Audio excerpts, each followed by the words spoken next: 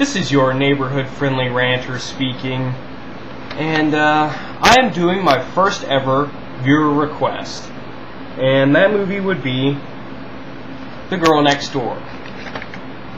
Now, this movie is really genuinely surprising, and I'll tell you why. The way they market this movie, as you can tell by the cover, is sort of as like a very hypersexual American Pie sort of movie. And they kind of lead you to believe that it's in the same vein, when really it's kind of not. And you should really address the cover, because your target audience is going to be looking at these sort of things. Like, you have a very attractive woman who's in a very, come hither kind of pose. And, but this right here is your meal ticket. This little unrated version stamp. Now, let me explain something to you guys.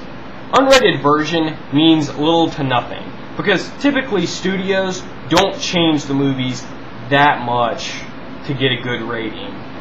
Typically studios barely change a movie at all, and they're very subtle changes. And as far as this movie is concerned, I doubt if it has that many more scenes that they show you that are really, couldn't be seen by an R-rated audience kind of thing.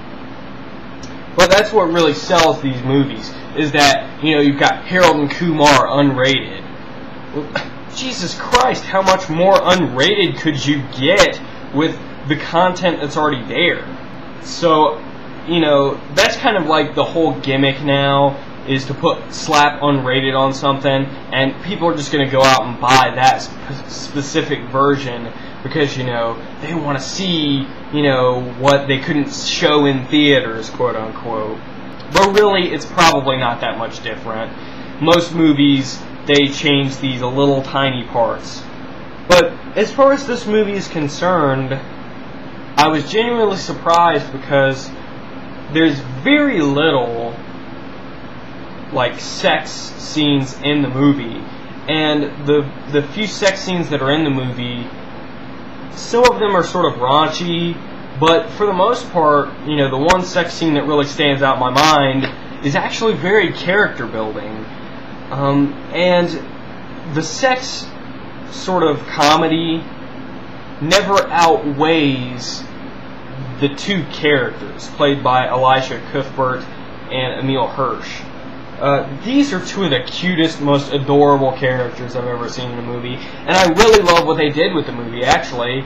As far as, she's a porn star, but he sort of, has to get over that fact. You sort of get in the mindset that, these are real people too. And you kind of get the idea that, just because they have a bad past and they've done these, terrible things, quote unquote, that they are still people and they do still deserve to be loved. And I kind of like that they didn't cheapen that and sort of make a comedy out of it. Yeah, it's a comedy, that's the kind of genre it fits into, but really I didn't find this as comedic as I did charming. It's a very charming movie, and I really loved it. And I was genuinely surprised. So that's, that's always a good thing, is when I'm surprised by a movie.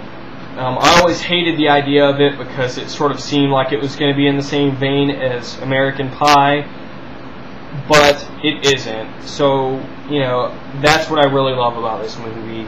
If you're a guy and you're hoping to see a sort of movie like American Pie, where you've got a bunch of guys sort of very vulgar, joking around all the time, this is not your movie.